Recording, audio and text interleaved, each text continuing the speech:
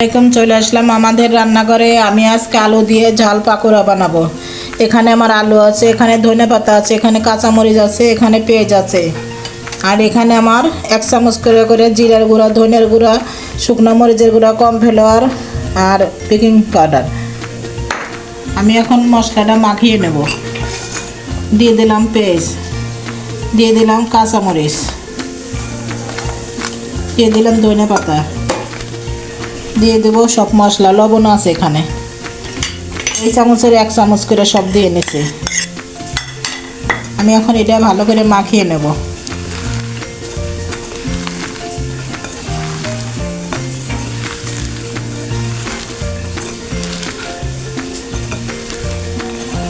আমার পেঁয়াজ মরিচ মাখানো হয়ে গেছে। আমি এখন আলুগুলো দিয়ে নেব।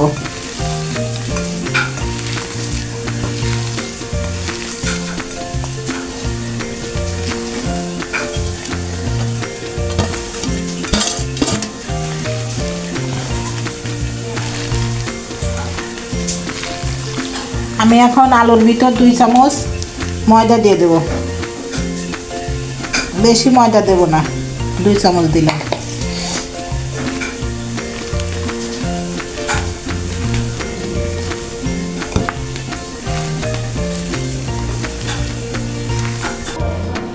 এই দেখেন আমি কত সুন্দর করে মাখিয়ে নিয়েছি। আমি এখন এরকম করে করে বল বানাবো, সুন্দর করে বল বানাবো। বানাইয়া আমি ডুবো তালে এটা ভাইজে নেব এরকম করে।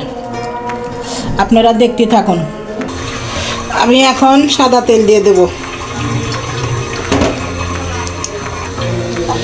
আমি এখন এইভাবে ছোট ছোট করে শেপ দিয়ে নেব।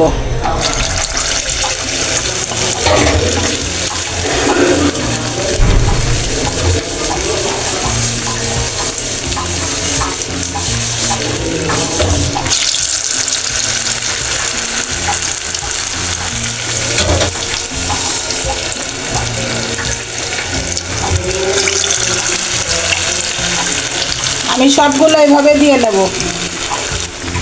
এই দেখেন আমি এইভাবে ভেজে নিচ্ছি। এই যে দেখেন কত সুন্দর হয়েছে। আমি এখন উঠা নেব, তেল ঝরাইয়া উঠা নেব এখন আমি।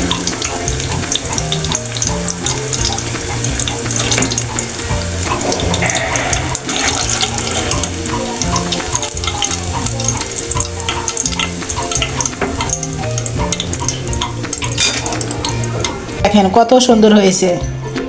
আমি আলু দিয়ে ঝাল পাকোড়া বানালাম। এভাবে আপনারা বানাবেন।